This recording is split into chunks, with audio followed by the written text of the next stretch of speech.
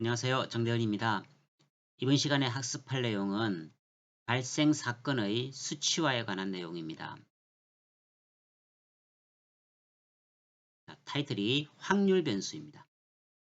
확률 변수를 간단하게 정의를 하면 사건을 실수값으로 표현할 수 있는 것을 말하죠.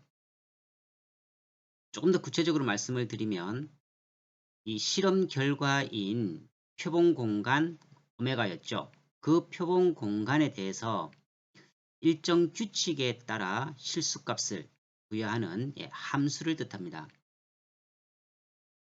가격을 올린다고 할 때에 판매가 감소할 기회는 얼마일까?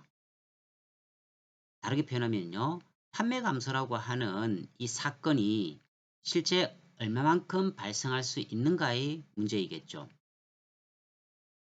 그래서 사건의 그 빈도 가능성을 우리가 통계학적으로 측정을 하게 될 것입니다. 물론 확률로 계산을 하겠죠.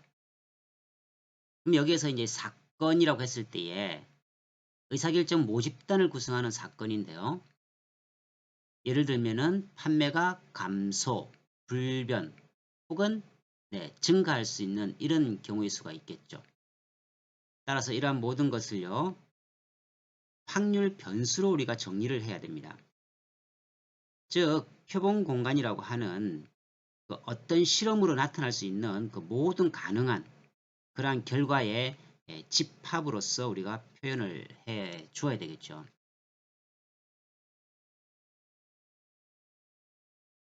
먼저 도수 분포표와 이 확률 분포표를 조금 구분하시기 바랍니다.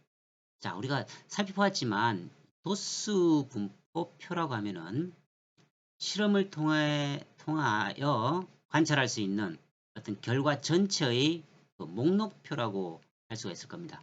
물론 이제 계급과 도수로 표현을 했었죠. 그래서 계급을 보시면 0에서 2 사이일 도수는 2개, 뭐 2에서 4는 3개 이런 식으로 표현하죠. 자, 이것을 우리가 확률 변수와 확률로 바꿔보면은 0, 1, 2, 3이라고 했을 때에 0.2, 0.3 뭐 이런 식으로 표현을 할 수가 있을 겁니다. 따라서 이러한 그 확률 분포표라고 하는 것은 실험으로부터 나타날 수 있는 모든 가능한 결과들의 확률 목록표가 되겠죠. 그래서 도수 분포표를 확률 그 목록표로 바꿔줄 필요성이 있습니다.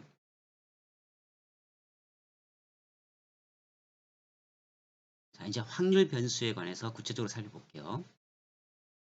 그 어떤 실험의 그 결과에 따라 각각 다른 값을 일단은 부여를 해야 됩니다. 즉 주사위를 던지는 그 실험의 경우에 있어서는 1, 2, 3, 4, 5, 6 등과 같은 방법으로 표현을 하겠죠. 그래서 이 표본 공간 내 모든 사건 실수값을 부여하는 함수를 확률 변수라고 정의를 하고 넘어왔습니다. 여기에서 우리가 이산적인 값인지 혹은 연속적인 값을 부여할 것인지에 따라서 이산 확률 변수 혹은 연속 확률 변수라고 하는 표현을 쓸 수가 있습니다.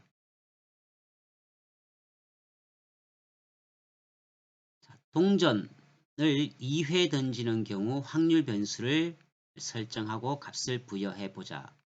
그러면 동전을 2회 던지는 경우의 오메가는요. 전체가 뒷면이 나오고 뒷면, 앞면 이런 식으로 나와지겠죠. 즉, 네 가지 경우의 수로 표현을 할 수가 있습니다. 따라서 확률 변수 x에서 앞면이 나오는 수만을 정의를 하자면 자, 이렇게 표현할 수가 있겠죠.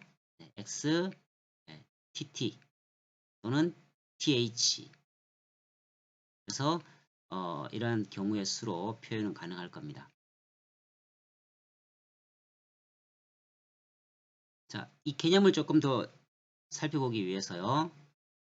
자, 이러한 벤 다이어그램으로 표현을 해볼게요. 자, tt가 나올 확률 0이라고 부여를 합시다. 그러면 th 또는 ht를 1로, 그 다음에 h가 나오는 것을 뭐 2라고 표현, 즉 표본 공간의 모든 경우의 수를 이렇게 실수로 이렇게 표현을 해줄 수가 있겠다는 것이죠. 그래서 확률 변수라고 했을 때에는 이러한 표본 공간에 대해서 일정 규칙, 예, 사건에 따라서 이런 식으로 실수값을 부여하는, 예, 바로 x의 그 함수 형태로 표현을 할 수 있다는 것이죠.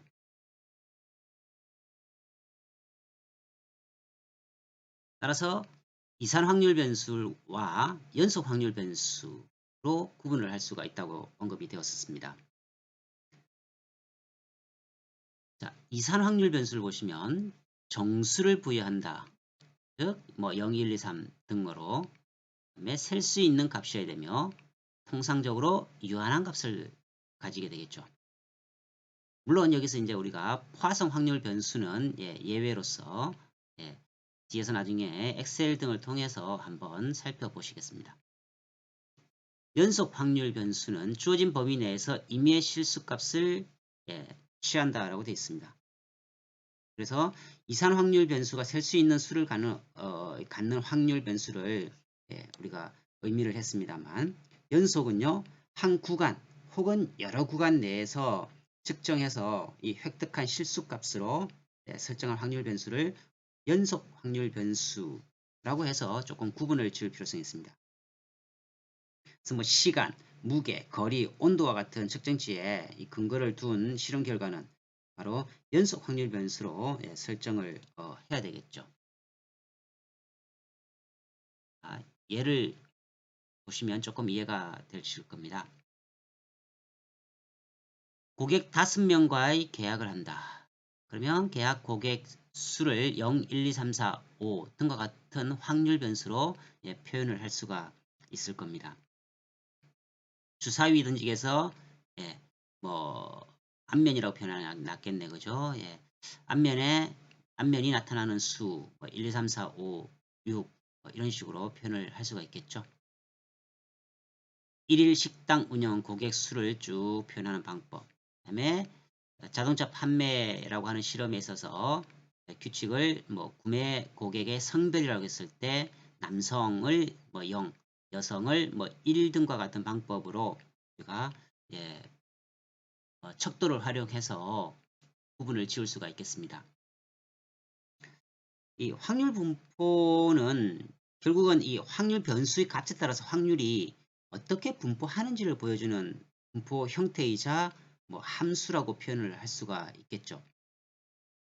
이런 이산 확률 분포를 설정하는 가장 중요한 이점, 즉 다양한 그 사건들에 대해서 이 확률 특성을요, 한눈에 우리가 쉽게 이해할 수 있고 동시에 확률을 쉽게, 예, 구할 수 있다는 데 있을 것입니다.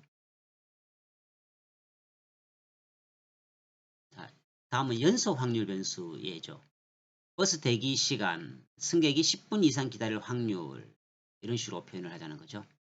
아파트 건축에 있어서 15일 이내 마칠 가능성은 이런 식으로. 화학 처리에 있어서 반응이 일어나는 온도를 뭐 최소 10에서 뭐 40, 이런 사이로 우리가 확률 변수를, 예, 부여할 수가 있을 것입니다.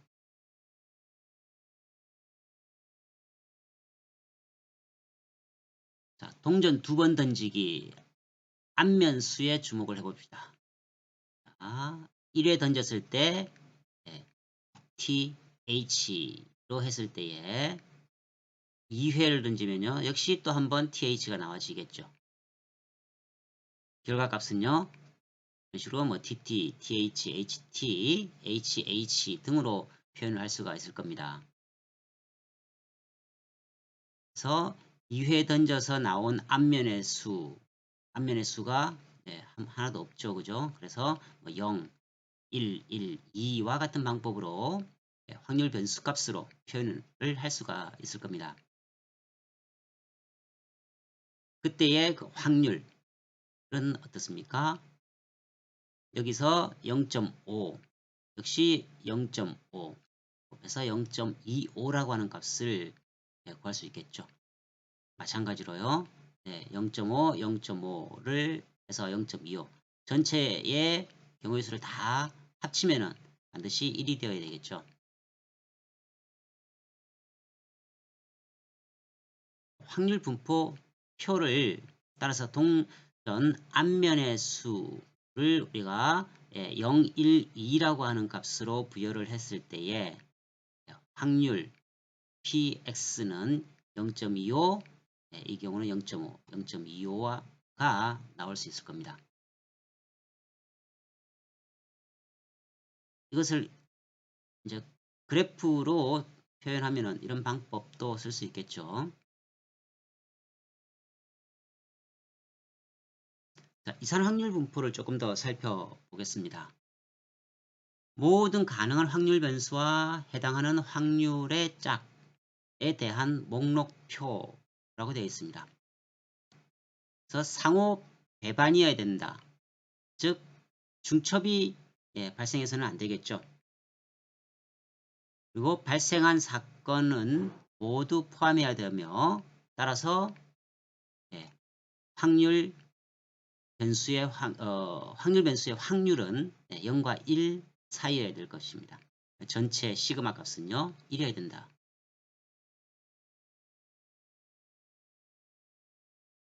자, 조금 다른 방법으로 이해를 한번 해보세요. 확률 변수의 값을 0, 1, 2로 부여를 하고 fx 값으로 부여를 했을 때에 총 나올 확률은요 4분의 1, 2분의 1, 4분의 1 등과 같은 방법으로 표현 가능하겠죠.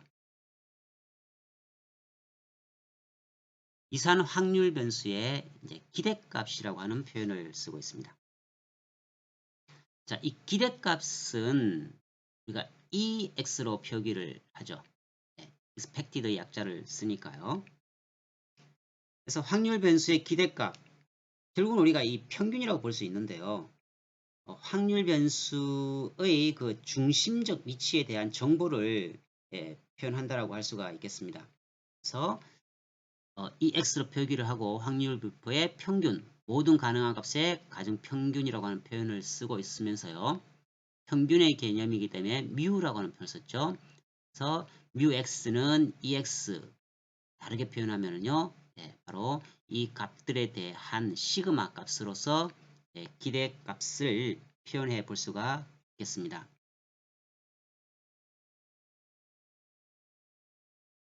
자, 동전을 2번 던질 때 앞면이 나올 확률 변수의 기대값. 그래 어렵진 않죠. 보시면 이렇게 될 겁니다. 앞면이 한 번도 안 나올 기대값, 한 번 나올 기대값, 2번 나올 기대값, 즉 0.25, 0.5, 0.25라고 하는 것을 우리가 쉽게 이해할 수가 있습니다. 이때 뮤x를 EX 값으로 표현을 하든지 아니면은 시그마 값으로 표현을 한다고 했습니다. 결국 앞면이 한 번도 안 나올 경우의 수 제로죠. 제로로 표현을 했을 때에 곱하기를 해서 결국은 더하기 전체 합산을 하면은 시그마 값은 전체에는 1이 나와지는 이러한 방법으로 일단 계산을 할 수가 있겠습니다.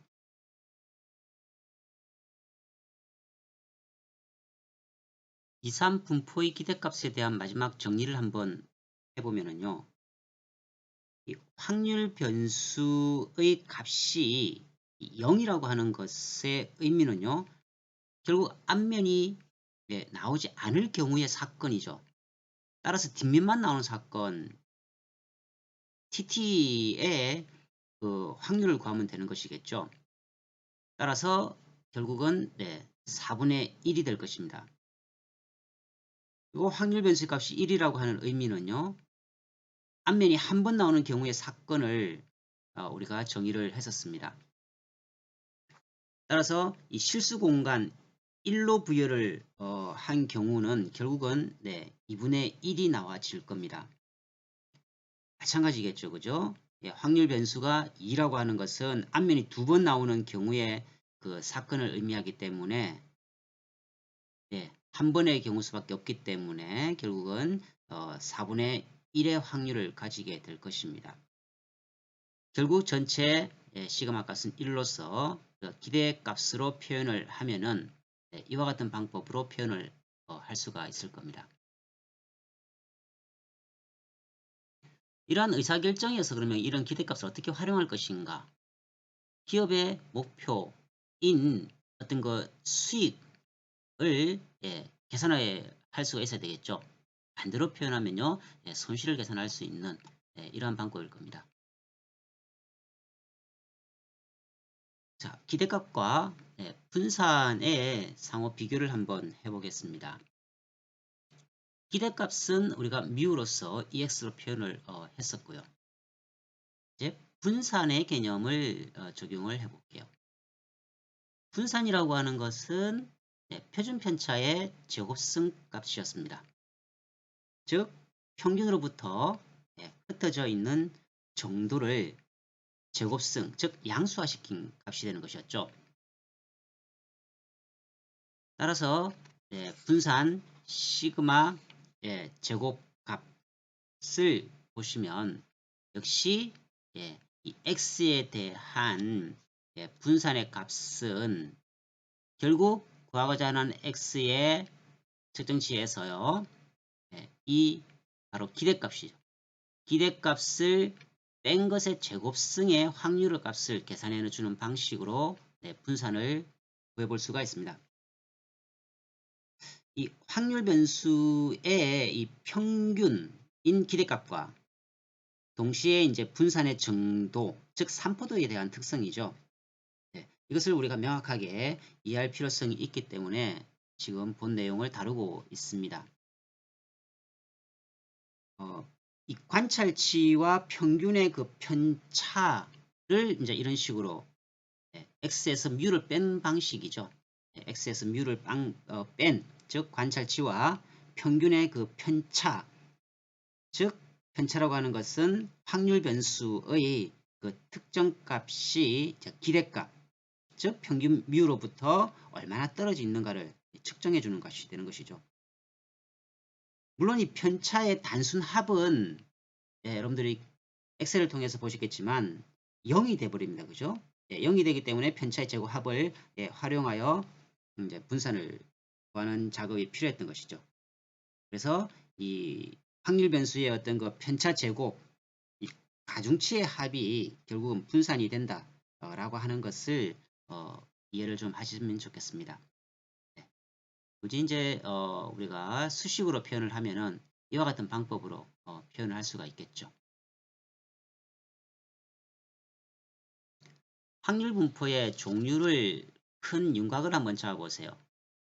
분포의 분류에 따라서 이산, 연속으로 구분을 하고요. 이산은 지금 다루고 있는 이항 분포, 또 뒤에서 다루게 될 포화성 분포로 구분을 할 수가 있습니다.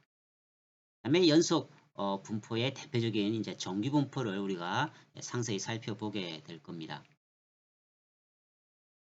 먼저 이산 확률 분포는 이항, 포화성, 그 다음에 기타 여러 분포들이 있습니다. 먼저 이항 분포에 관해서 살펴볼게요.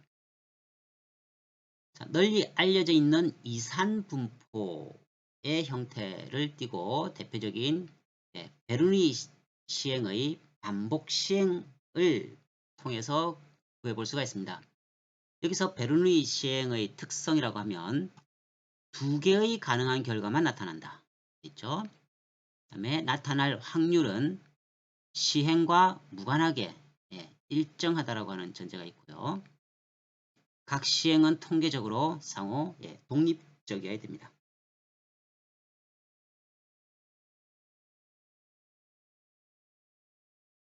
자, 이러한 이항분포의 특성을 정리를 하면 연속적인 n번의 동일 시행, 각 시행은 두 가지 결과만 나온다라고 하는 것, 즉 성공이냐 실패냐는 거죠. 그래서 성공 확률은 일정하다. 그리고 서로 독립이었습니다. 그래서 복원 없는 경우와 복원을 하는 이러한 유한 모집단에 관해서 이제 구분을 할 필요성이 있습니다. 따라서 n번 시행에 r번에 성공할 확률, 여러분이 이제 콤비네이션의 계산 방법에 의해서 팩토리얼 계산을 조금 이해를 좀 해주셔야 되는데요. 자, 라지 N은 표본의 크기, P는요 성공 확률, 그러면 Q는 실패 확률이기 때문에 1-P가 될 겁니다. R은요 표본 내에서 성공할 횟수를 이런 식으로 쭉 small n으로 표현을 할 수가 있겠죠. 그 다음에 팩토리얼, 예를 들면 3팩토리얼 하면은 3 곱하기 2 곱하기 1 해서 6이 나오는 방법을 여러분들이 알고 있을 겁니다. 그래서 이 n번 시행의 r번 성공할 확률, 결국은 r 팩토리얼 곱하기 n-r 팩토리얼, 그 다음에 n 팩토리얼로 나눈 값에 대해서 이제 p, 즉 성공 확률과 실패할 확률을 곱하는 방식으로 계산을 하게 되는데요. 현재 이렇게만 보아서는 상당히 이제 좀 여러분들이 이해하기가 어려우실 수 있어요. 그래서 연습 문제를 풀어보면은 쉽게 예제 문제를 풀어봄으로써 좀 이해를 돕도록 그렇게 하겠습니다.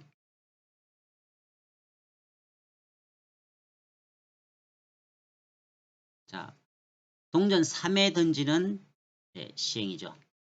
앞면이 2회 나올 확률을 구해보라. 공식은 이렇게 제시가 되었습니다. 그래서 공식은 항상 제시가 되니까 굳이 외우실 필요 없이 이해를 하셔야 된다고 말씀을 드렸습니다. 3번 시행에 2번 성공할 확률. 자, 공식에 그대로 한번 적용을 한번 시켜 보세요. 성공할 R 확률에 n-r이죠. 그래서 3 빼기 2 분의 n, 즉 시행 횟수가 3회죠. 그래서 계산을 해보시면 그대로 적용을 시킬 경우에 총 확률이 0.375로 계산이 되어질 겁니다. 이러한 이항 확률 분포 함수에 이러한 실질적인 데이터를 가지고 여러분들이 한번 계산을 해보시면 쉽게 응용이 가능할 겁니다. 또 다른 이항 확률 분포의 예를 함께 풀어보시겠습니다. 자, 한 여성 전문 의류 매장에서 고객이 매장을 방문해서 옷을 구매하게 될 확률이 이전 자료를 근거로 0.3임을 알고 있어요. 고객이 옷을 구매할 확률이 모든 고객에 있어서 동일할 것으로 가정. 그래서 우리가 이항 실험의 특성을 맞춘 것이죠. 그죠? 서로 독립적일 때에 매장 관리자는 어느 날 매장을 찾은 3명의 고객이 옷을 구매할 확률이 어느 정도 될지를 계산을 해보고 싶다는 것입니다.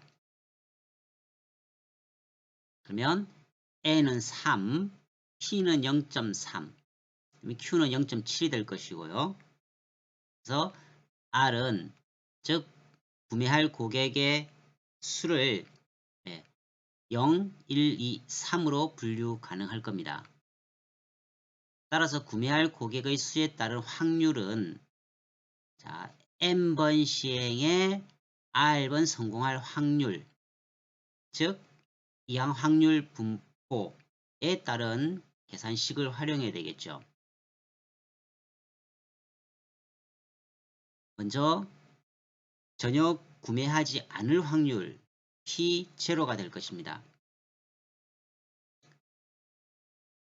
그대로 공식에 여러분들이 적용을 한번 시켜 보시면 이와 같이 0.343이라고 하는 값을 구할 수가 있겠죠. 그래서 이러한 그 이항 확률 분포나 뒤에서 다루게 될 포화송 분포에 대한 계산을 여러분들 계산기가 없으면 사실은 적용하기 어렵거든요. 그래서 엑셀을 통해서 우리가 쉽게 계산할 수 있는 방법을 예, 다시 학습하시게 되니까요. 지금은 이런 식으로 이론적으로 구성이 된다라는 내용 정도로만 쭉 학습을 하시기 바랍니다. 그 다음에 1, 한 명이 옷을 구매할 확률이겠죠. 그대로 공식에 쭉 적용을 시켰더니 0.441, 0.189, 3명 모두 구매할 확률은 0.027이라고 하는 것을 공식을 통해서 적용 가능합니다. 이것을 이제 확률 분포 차트화 시키면 이런 식으로 분포가 가능하겠죠. 그래서 엑셀을 활용해서 간단하게 차트화하는 것까지도 이해서 학습하시겠습니다. 그러면 n을 점차 늘려나갔을 때는 그래프가 어떻게 되는지를 한번 쭉 보세요. 대충 이런 식으로 나와진다라고 보시고 나중에 실제 엑셀을 활용해 보겠습니다. 이항분포의 기대값과 분산을 정리를 하고 넘어가겠습니다. 기대값 뮤는 결국은 평균의 개념으로서 NP로 정리를 할 수가 있겠죠. 따라서 표준 편차는 분산의 값에 루트를 씌운 값이 될 겁니다. 왜 NPQ가 되겠습니까? 이항분포의 전제가 시행 횟수에 상관없이 항상 나올 확률은 일정해야 된다고 그랬어요. 따라서 P와 1-P인 Q가 합쳐서 항상 1이 되어야 되죠. 확률이 같기 때문에 결국은 NP의 값에 루트를 씌운 값이 표준 편차가 됩니다. 이 예를 한번 보시겠어요. 포장기계가 20% 분량 포장을 기록하고 있다. 따라서 10개 제품을 임의로 선정할 때 우리가 평균과 표준 편차를 어떻게 계산하겠습니까? 당연히 평균 뮤는요 NP가 됩니다. 따라서 NP 하면은 2가 됨을 쉽게 우리가 육안으로도 확인 가능하죠. 이때 표준 편차는요 시그마 값은 루트 NPQ가 되겠죠. 그래서 그대로 적용을 쉽게 보시면 1.265라고 하는 표준 편차, 즉 분산 정도가 나와집니다. 이 경우를 한번 풀어볼까요? 통신사 대리점에서 최신 휴대폰에 대한 판촉 활동을 진행하는데 전화 100통에서 20건의 계약 실적을 올리고 있다면 P는 0.2가 될 것입니다. 만약 오늘 밤 12명의 고객들에게서 전화가 전화를 한다고 했을 때의 계약 확률, 계약이 전혀 없을 경우 2건의 계약, 최대한 2건, 최소한 2건의 계약 확률을 계산을 해 보겠습니다. 실제 풀이는 엑셀 함수 바이오노미얼 디스트리뷰션을 활용해서 나중에 한번 실제로 실습을 해 보시겠습니다. 다음은 포화송 분포입니다. 단위 구간 내죠. 발생할 사건 수, 즉 단위당 사건으로서 시간, 길이, 면적, 공간 등을 계산할 때는 포화송 분포를 활용을 합니다. 사례를 보시면 직물 1필량의 결함의 수, 책 한 페이지당 오자의 수, 퇴근 시간 동안 학교 앞 신호등을 지나간 자동차의 수 등을 계산할 때 사용하게 되는데요. 이런 포화송 시행의 특성도 몇 가지가 있죠. 역시 발생할 확률은 동일하다는 전제. 발생할 확률은 구간의 길이에 비례한다는 것입니다. 한 구간 내에 많아야 한 사건만 발생, 2개 이상의 사건은 발생하지 않는다라고 하는 전제가 필요하고요. 역시 각 사건은 서로 독립적이어야 됩니다.